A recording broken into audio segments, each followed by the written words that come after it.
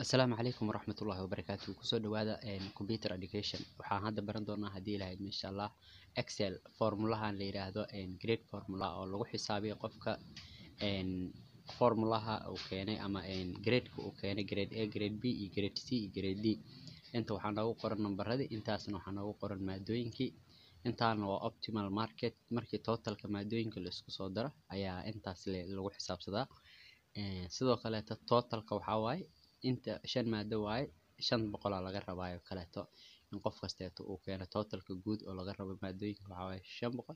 halkaas waxa waaye average waaye halkaasna waa grade-ka meesha aan u socono marka waa halkaas. okay average waxaan bilaabeynaa marka meesha la yiraahdo waxaan fiirinaynaa grade-ka waxaan ku xisaabsan doonaa gradeska waa 80 B, C iyo D. grade-ka marka waxaa loo kala saarayo kala haduu 80 yahay waxaa la dhahayaa waa A. wixii ka weyn 80 waa A, wixii ka weyn 70 waa B, wixii ka weyn 60 waa C, wixii ka yar 60 waa D. soo marka aan bilaawna xisaabteena ugu horeysa isku darsana maadooyinka sum ayaan horeynaa kadib waxaan leenahay I8 ma ahan aan iraahdo kaleeto waxay yaalaan B8.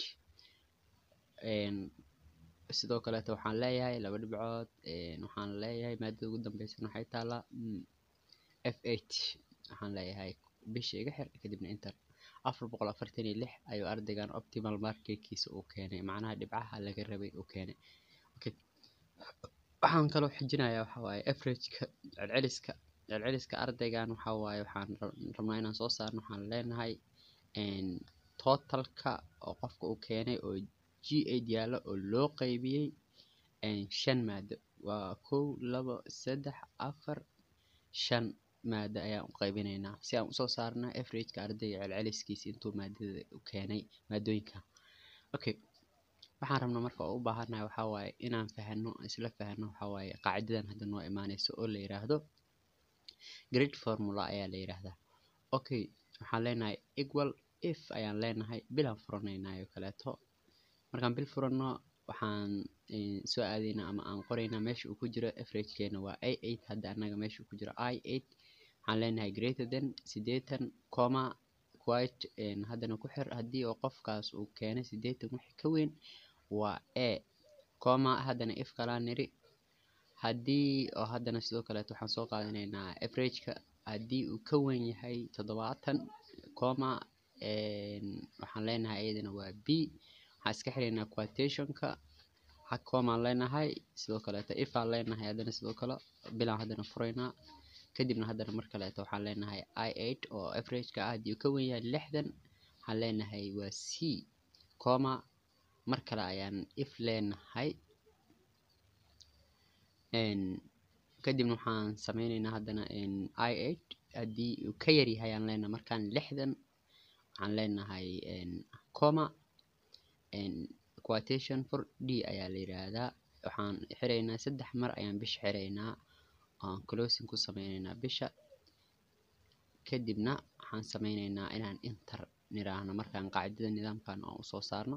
dabcan hadii aad ku celceliso way fududahay. qofkan hadda marka sito wuxuu keenay wuxuu ku jiraa A ayuu ku jiraa grade A waaye qofkan.